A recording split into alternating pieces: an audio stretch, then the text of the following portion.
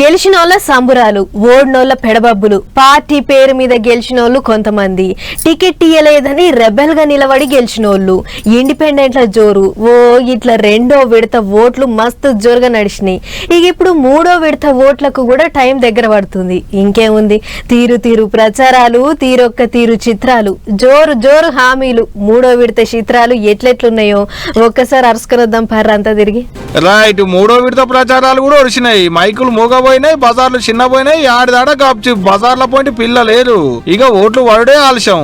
ఇదే లాస్ట్ విడత. ఈ మూడో విడతలో కూడా ఓట్లు పడినాయంటే తెలంగాణలో అన్ని ఊర్లలో కొత్త సర్పంచులు కుర్చీలకు ఎక్కినట్టే. ప్రచారాలు అయితే ఓడిచినాయి కానీ అసలు ప్రచారాలు చాలా ఏదే. ఇప్పుడు ఇక ఇన్నోతులు చేసింది ఒక లెక్క, ఇప్పుడు చేసేది ఇంకో లెక్క. ఇంటింటికి తిరుగుడు, సాటుకు మాటుకు పోయి బదిలాడు, పావులో పలుకో చేతిలో పెట్టి ఓటేయమని అడుగుడు. బుధవారం నాడే ఆఖరి ఓట్లు. 182 మండలాలు, 457 గ్రామ పంచాయతీలలో ఓట్లు నడవాలి లెక్కకైతే. కానీ ఇప్పటికే ఓ 394 దుక్కుల ఏకగ్రీవ ఓటుతోని తదిమ దుక్కుల్లో ఓట్లు నడుస్తాయి అన్నట్టు. మొత్తం 36,483 పోలింగ్ కేంద్రాలలో 53,06,401 మంది వేస్తారు ఓట్లు. ఇక ఈ బుధవారం నాడే ఓట్లున్నాయి కాబట్టి సోమవారం నాడు సాయంత్రం 6 ప్రచారాలు బంద్ అయినాయి, మందు కొట్లు మూతపడ్డాయి. బ్యాలెట్ పేపర్లు పట్టుకొని బజార్ల పోయి తిరుగుడు ఉండదు కానీ అసలు ప్రచారం అంతా ఇప్పుడే సులువైతదుళ్ళు. ఓట్ల కొరకు పైసలు ఇద్దానికి వస్తారు కానీ తీసుకునేది పబ్లిక్ జర పైలం.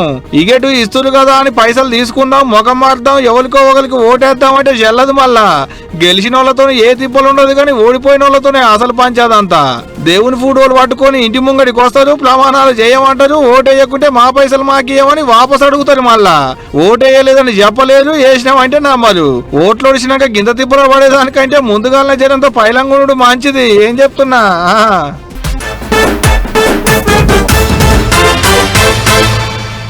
ఒకటి ఒకటి ఒకటి 2 2 2 3 3 3 4 4 4 5 5 5 బల్లె పొల్లగాండ్ల ర్యాంకులు కాదుల్లో. రెండో విడతల గెలిచిన సర్పంచ్ల మెజారిటీ 1-2 ఓట్లతోని గెలిచి సర్పంచ్లు అయిన వాళ్ళే మస్తు మంది గీసారికి. ఎక్కడిది, రెండో విడతల గెలిచి సర్పంచ్ అయిన వాళ్ళ సంబరాలే సంబరాలు. పోండ్రి గెలిచినామని ఆఫీసర్లు ఎప్పుడే ఆలస్యం ఎగిరి కాంతేసిర్రు సర్పంచ్ సాబులు. బయట కార్యకర్తలది, అభిమానులది ప్రచారంలో తిప్పల పడ్డోళ్ళ మురిపోయి చిన్నగా లేదు మా ఓడు గెలిచిండని గులాలు చల్లుకొని ధూమ్ ధామ్ చేసిర్రు. చిన్నగుంటదా పోటీ దగ్గాఫార్ నడిచే. మరి పబ్లిక్ లో పదారున్న పార్టీ టికెట్ ఇవ్వకుంటే రెబల్ గా నిలబడి ప్రచారాలు చేసుకునేది. ప్రత్యర్థి బలమైన ఉంటే ఓడించేందుకు షౌటలు తీసిరి. పార్టీలు ఎంత బలం ఉన్నా బలగా ఉన్నా ఇంటింటికి తిరిగి ప్రచారం చేసుకునేది. నిద్ర ఆగారాలు మరిచి కాళ్ళ గిరికలు కట్టుకున్నట్టే తిరిగిరి. ఇన్నొద్దులు పడ్డ కష్టం అంతా ఒక్క పూటతో మరిచిపోయినట్టే అయింది సర్పంచ్ సాబులకు. 1-2 ఓట్లతో గెలిచిన వాళ్ళు, రాదీస్తే గెలిచిన వాళ్ళు బొచ్చడు మంది.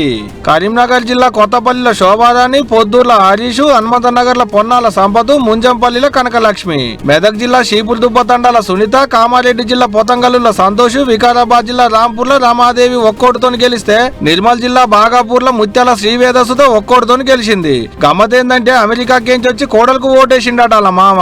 ఇప్పుడుగా ఒక్కోటితోనే గెలిచింది అన్నట్టు. భద్రాద్రి కొత్తగూడెం జిల్లా పాతరెడ్డిగూడెంలో వెంకటరమణ 2 ఓట్లు, కామారెడ్డి జిల్లా మౌలాన్కేర్ల చంద్రశేఖర్ 2 ఓట్లతో సర్పంచ్ అయితే నిజామాబాద్ జిల్లా కులాస్పూర్ తండాల లలితాబాయి 5 ఓట్లతో గెలిచి సర్పంచ్లు అయ్యారు. సమానం ఓట్లు వచ్చిన కాడ లక్కీ డ్రా తీసిరు కూడా అధికారులు. సూర్యాపేట జిల్లా నరసింహాపురంలో ఇండిపెండెంట్ అభ్యర్థి బేబీ, నల్గొండ జిల్లా మంగాపురంలో ఉపేంద్రలు సర్పంచ్లు అయ్యారు డ్రాలు తీస్తే.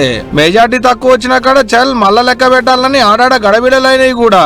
యాదాద్రి భువనగిరి జిల్లా అనంతారంలో 120 ఏండ్ల అవ్వబోయి ఓటేసి వచ్చింది. ఎస్ఐ కొలువుకు రాజీనామా చేసిపోయి సర్పంచ్ గా నిలబడితే ఓడిపోయిండు వెంకటేశ్వర్లు సారు. కామారెడ్డి జిల్లా కళ్యాణి ఊళ్ళే నవ్య, భూపాలపల్లి జిల్లా బద్యాల అనేటి ఊళ్ళో అంజలి 22 ఏళ్లకే సర్పంచ్లు అయ్యారు. కొన్ని ఊళ్ళలో పార్టీ టికెట్ రాకుండేటాళ్లకు సొంతంగా నిలబడి సర్పంచ్లు అయిన వాళ్ళు కూడా ఉన్నారు. మహిబాద్ జిల్లా కుమ్మరికుంట్లలో కారుబోతుల సాయి దుర్గకు పార్టీ తరపు నుంచి టికెట్ ఇవ్వకుంటే రెబల్ గా నామినేషన్ వేసి రెబల్ అనిపించుకుంది షెల్లె. గమ్మతేందంటే పార్టీ తరపు నుంచి టికెట్ తీసుకొని పోటీ చేసిన వాళ్ళ మీదనే 500 ఓట్ల మెజార్టీతో గెలిచి సర్పంచ్ అయింది. ఇక గెలిచిన వార్డు మెంబర్లతో ఉప సర్పంచ్లను ఎన్నుకుంటారు. చెక్కు పవర్ ఉండుతో దానికి కూడా ఫుల్ గిరాకీ. మళ్ళా ఇట చెప్పుకుంటా పోతే 1-2 బొచ్చాడున్నాయి. అన్నేమో గాని సర్పంచ్లు అయిన వాళ్ళ సంబరాలే చిన్నగా లేవు పో ఊళ్ళ పోయింటి.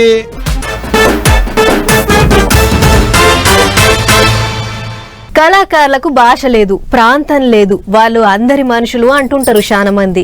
అందుకే బయటి దేశం కళాకారులను, ఇంగ్లీష్ హీరోలను, ఆటగాళ్లను కూడా మనోళ్ళు అభిమానిస్తుంటారు. అట్లనే మన తెలుగు కళాకారులకు వేరే రాష్ట్రాలలో కూడా మస్తు మంది ఫ్యాన్స్ ఉన్నారు.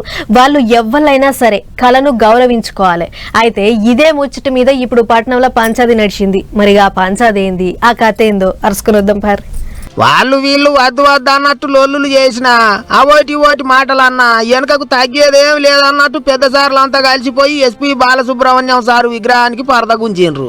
తొలుత సీఎం సారే పోతాడని చెప్పిండ్రు గాని ఎట్లయిందో మరిగా సార్ అయితే పోలేదు.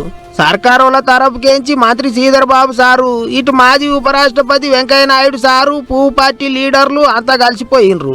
వెంకయ్య సారే పరద గుంజిండు. రవీంద్ర భారతి కాడ బాలు విగ్రహం మస్తు ఘనంగానే పెట్టిండ్రు. అడ్డం పడతాం, అట్లా చేస్తాం, ఇట్లా చేస్తాం అన్నారు కదా కొంతమంది. అసొంటి లొల్లి ఏం కాకుండా ముందుగానే పోలీసు వాళ్ళు గట్టి బందోబస్తు పెట్టిండ్రు.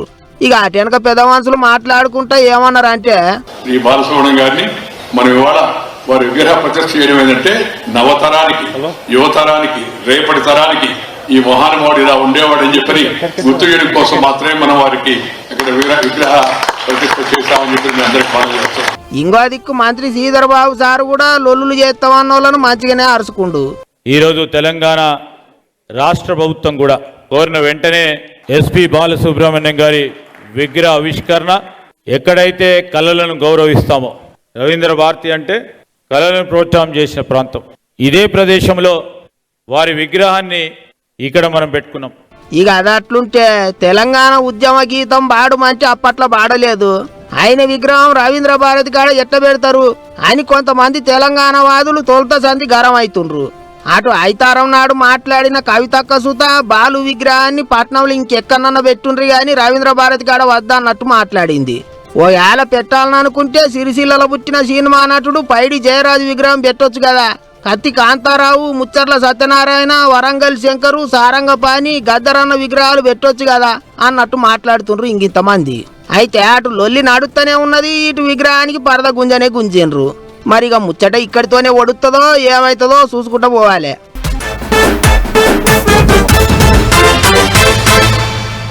మాజీ మంత్రి మల్లన్న అంటే మల్లన్ననే, చెట్ల మీదనే ఇస్తరాకులు కొడుతుంటాడు, మాటలతోనే బూరలు వండుతుంటాడు. అందుకే మల్లన్న ఏం మాట్లాడినా, ఎక్కడ మాట్లాడినా మస్తు హల్చల్ అవుతుంటది. గా ముచ్చట్లతోనే సార్ పబ్లిక్ లో మస్తు ఫేమస్ అయ్యిండు.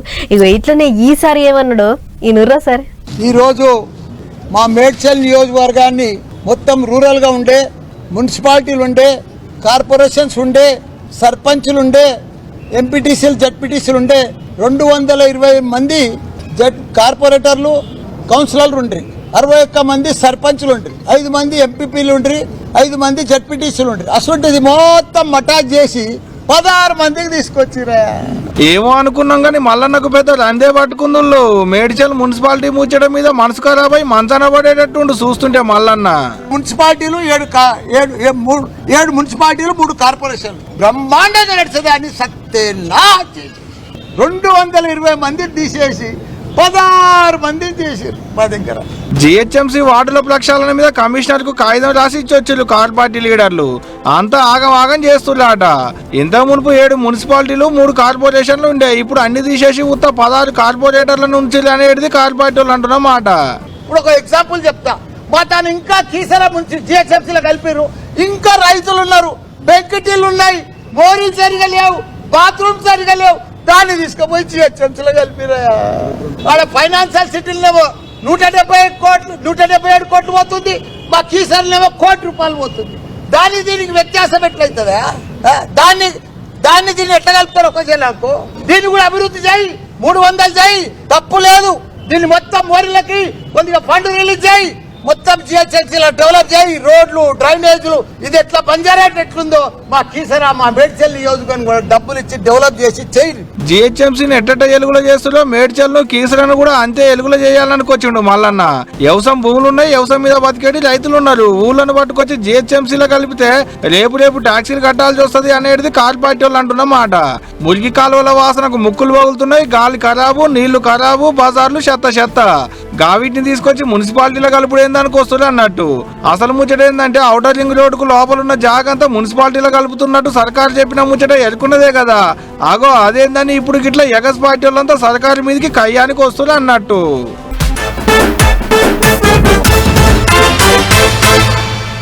మంచి తిండి తినాలి, ఆరోగ్యంగా ఉండాలి అని చెప్తుంటారు డాక్టర్లు. కానీ ఏం కొనేటట్టు లేదు, ఏం తినేటట్టు లేదు. కూరగాయల రేట్లు మండిపోతున్నాయి, పబ్లిక్ జేబులేమో ఖాళీ అవుతున్నాయి. ఏం కొందామన్నా కిలో 100 అంటుర్రు. పోతే పోనీ ఇది నీసన్న వండుకొని తిందామంటే వాటి రేట్లు కూడా పెరిగినాయి. అన్నిటికీ మించి కోడి గుడ్లు మస్తు పిరమైనాయి. ఐతారం లేదు, సోమారం లేదు, రోజు గుడ్డు తినాలే, బొక్కలు గట్టిగా అవుతాయా అంటుంటారు. కానీ ఏడ తినేటట్టున్నది ఇప్పుడు? కోడి గుడ్డు కొండెక్కి ఊకున్నది. మొన్నటిదాకా 6-7 రూపాయలు అన్నారు, ఇక ఇప్పుడు మొత్తానికి 10 రూపాయల దాకా పోయింది రేటు. హోల్సేల్ మార్కెట్లనే 6.5 అంటున్నారు. ఇక చిల్లర దుకాణాల పోయింటి ఆవుతారా చెప్పుండ్రే. కొన్ని జాగాల్లో 8 రూపాయలు ఉంటుంటే కొన్ని జాగాల్లో 10 రూపాయలకు తగ్గేదేలే అంటుండ్రు.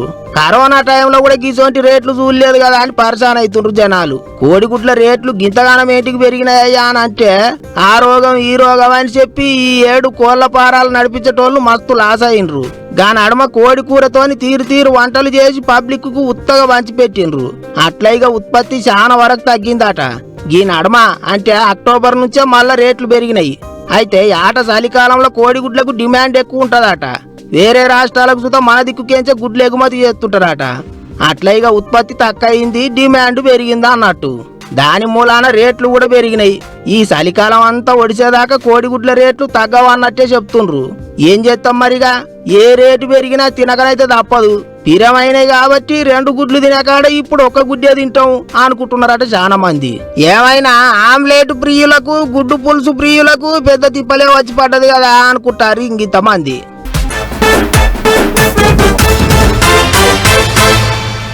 పటాస్ న్యూస్ నడిపెట్లా ఇప్పుడు ఒక చిన్న బ్రేక్ తీసుకుందాం.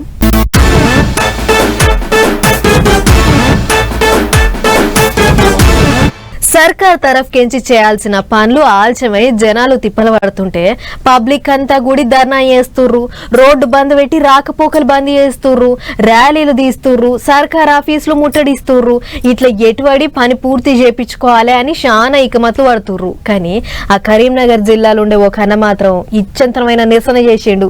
మరి ఆయన ఎవళ్ళు, ఏందా కథ అనేది అట్లా పోయి అరుసుకొని వద్దాం పారి.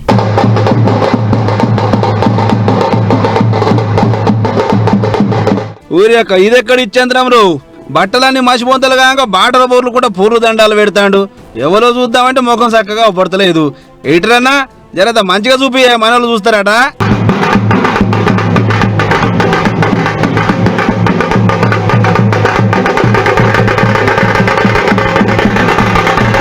చూసిరా, పూర్లు దండాలతో నిరసన కార్యమాట. మరి ఏమిటికి చేస్తుండు ఎవరినంటే అన్న పేరు వేణుప్రసాద్, పువ్వుపాటి దళిత మోర్చా జిల్లా అధ్యక్షుడట. అయితే కరీంనగర్ పట్నం కిసాన్ నగర్ 3వ డివిజన్లా ఎక్కడి మురికి నీళ్ళు అక్కడే రోడ్డెముడు వరకు అంత గలీజ్ వాసన వస్తుందట. చెత్త చేదారం కూడా ఎత్తిపోసే దిక్కు దివనం లేదట. దానికి తోడు సీసీ రోడ్డు లేక మట్టి అంతా లేచి వచ్చి ఇండ్లన్నీ దుబ్బ అవుతున్నాయి అంటారు. ఇక ఇదే ముచ్చట మీద లీడర్ సాబులో పాటు మున్సిపల్ అధికారులకు ఎన్ని మాటలు తిరిగి చెప్పినా సూత మా తోకకు చెప్పురు అన్నట్లే చేస్తున్నారట వాళ్ళు. ఇట్లయితే పని అయ్యేటట్లేదని చెప్పి ఈ పుర్లు దండాల కార్యం ముంగడేసుకున్నా అన్న. బట్టలన్నీ మాసిపోగా మురికి నీళ్ళకెంచి బోరుకుంటా మీకు దండం నాయన, ఇప్పటికన్నా మా కాలనీ జనాల అవస్థలు ఇనూరి అని పూస కూర్చుండి గిట్లా. కరీంనగర్ కలెక్టర్ గారికి, కరీంనగర్ మున్సిపల్ కమిషనర్ గారికి ఎన్నిసార్లు వినతి పత్రం ఇచ్చినా అభివృద్ధి చేయట్లేదు, పట్టించుకోవట్లేదు. దానికి నిరసనగా ఈరోజు కరీంనగర్ కిసాన్ నగర్ 3వ డివిజన్లోని ఈ పొర్లు దండల ప్రోగ్రాం పెట్టుకొని కనీసం ఇప్పుడైనా అధికారులు కళ్ళు తెరిచి కిసాన్ నగర్ 3వ డివిజన్ని అభివృద్ధి చేయాలని చెప్పి కోరుకుంటూ నిరసన తెలుపుతున్నాము. ఈ పూర్లు దండాల ప్రోగ్రాం అన్నట్లు మరి 10 ఏళ్ల సంది బాగు చేయని వాళ్ళకి ఇట్లా కింద బండి పోరితే ఏం చేస్తారు అనేది పక్కన పెడితే జనం అవస్థలు పట్టించుకోకుండా వచ్చే నిధులు, జనం కాడ వసూలు చేస్తున్న పన్నుల పైసలు ఏం చేస్తున్నట్లు, ఎంత యాష్ట కొట్టే ఇట్లా చెయ్యాలి అని అడగబట్టారు అక్కడ జనాలు. మరి ఈ ముచ్చట చూసిన జనం తిప్పలు పట్టించుకుంటారో లేదో చూడాలి.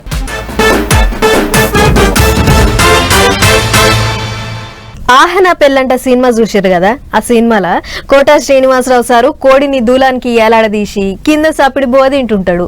ఎందుకంటే సార్ ఆ సినిమాలో అంత పిసినారు, మరి కోడిని చూసుకుంటా బువ్వ తిన్నా కూడా కోడి కూరతోనే తిన్నట్లే ఉంటది అని ఆయన ఆలోచన.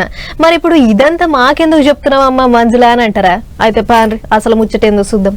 రేపు బంగారం కూడా కోటా శ్రీనివాసరావు సారు కోడి కూర సామెత లెక్కనే అయ్యేటట్లుంది కదా. రే ఏం పెరుగుతుంది రోజు రోజుకు పిఠాన పిరమై గరీబోళ్లకు అందకుండా ఉరుకుతుంది. పెరిగిన ధరల ముచ్చట్లు ఒక్కసారి చూస్తే సొక్కమైన బంగారం తులం 1,37,000 దాటితే సొమ్ములు గిమ్ములు చేపించుకునే 22 క్యారెట్ల పుత్తడి ఏమో 1,26,000కు దగ్గర ఉంది. బంగారం ధర ఇంత పాపం ఉంటే అటు వెండి జర్రంత దాయదల్చి కిలో 1,97,000కు దిగింది. గిట్ల తగ్గుడు చారానా పెరుగుడు బారానా అన్నట్లు అద్దుపద్దు లేకుండా పెరుగుతున్న సొమ్ముల ధరలు చూసి సామాన్య జనం గుండెలు గుబేలంటున్నాయి. బంగారం కొనుడు సంగతి అట్లుంచితే దుకాణాల కాడికి పోదామన్నా జంకుతుర్రు పబ్లిక్. ఇట్లనే పెరుగుకుంటా పోతే సామాన్య జనాలు ఇక బంగారం దూరమైనట్లే అని అనుకుంటుర్రు చాలా మంది. లెక్కకైతే బంగారం కొనాలే అని ఎక్కువ ఆరాట పడేది మధ్య తరగతి జనాలే. కానీ అసొంటోళ్ళు కనీసం ఏ తులమో మాసమో కొనేంత దరిదాపులా లేకుండా పోతున్నాయి రేట్లు. వెండి ఇదివరకే కిలోకు 2 లక్షల వాళ్ళకి ఇప్పటికే రికార్డు కొడితే ఈ ఏడాది ఏళ్లేలోపు నేను కూడా 1,50,000 దాటి బంగారం ధరల సరికొత్త రికార్డు కొట్టాలే అన్నట్లే అటు పరుగులు పెడుతుంది పుత్తడి. అందుకే చాలా మంది గ్యారంటీ దండలని బంగారం అసొంటి గొలుసులు కమ్మలు కొంటుర్రు. అంత చూస్తుంటే ఇక రేపు సినిమాల కోడి ఏలాడదీసి ఉత్త బువ్వ తిన్నట్లు బంగారం బొమ్మోటి ఏలాడదీసి ఒంటి మీద రోల్డ్ గోల్డ్ వేసుకుని ఇదే బంగారం అన్నట్లు ఫోటోకు పోజులు ఇచ్చే రోజులు వచ్చేటట్లు కొడుతున్నాయి కదా అని అనుకుంటుర్రు అందరూ. చూడాలి మరి ఇక ఏమైతుందో.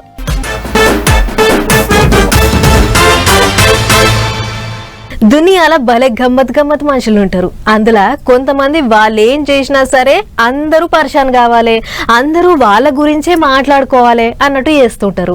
దానికోసం ఎసొంటి ఇచ్చంతమైన పనైనా చేస్తుంటారు. నెరి ఈ నడుమ సోషల్ మీడియాలో ఫేమస్ కావాలని ఎప్పుడు నలుగురి నోళ్ళల్లా నానాలని చాలా మంది లేని కథలు పడుతుర్రు. ఇగో ఈ అక్కని చూడుర్రు ఏం చేసిందో. ఓయమ్మో ఓరు నాయనో ఇదేందా ఇది మేమెప్పుడు చూడలా. ఇవ గిట్లనే పరిచాన అయినరాట ఈ వ్యవహారం అంతా చూసిన జనాలు. ఆ డ్రమ్ ఏంటిది గట్ల ముఖానికి అడ్డం పెట్టుకొని వచ్చుడేంది, అంత గమ్మతే ఉన్నది కదా. బుర్రు పిట్ట లెక్క డ్రమ్ములో దాచుకొని వస్తున్నది. ఒక్కసారి ముఖం చూపియరాదా మెరుపుతీగా.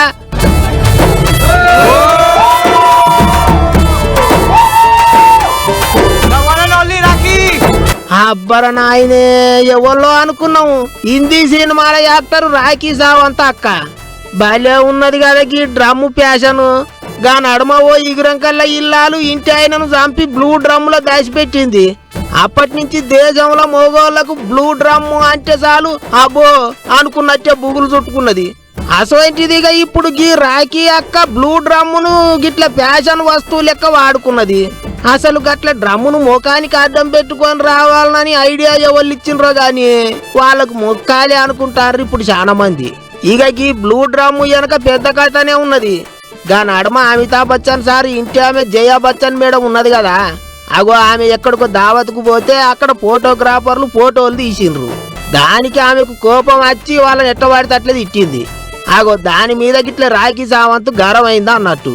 ఫోటోగ్రాఫర్లు అంటే ఫోటోలు తీస్తారు, మరిగా ఒకవేళ వాళ్ళ ఫోటోలలో పడకూడదంటే గిట్ల బ్లూ డ్రమ్ వేసుకొని తిరగాలి అన్నట్టు జయా బచ్చన్ కు సూటి పెట్టింది రాఖీ అక్క. అంతేకాదు ఫోటోగ్రాఫర్లను ఏమన్నా అంటే బ్లూ డ్రమ్ములు వేస్తా అన్నట్టు కూడా మాట్లాడిందట. ఈ ముచ్చట ఇప్పుడు ఇంటర్నెట్ లో గిర్ర తిరుగుతాంది. మరిగా లొల్లి ఎక్కడ దాకా పోతుందో ఏమో గాని డ్రమ్ములను గిట్ల కూడా వాడతారా అని పరిశాన్ అవుతుర్రు జనాలు.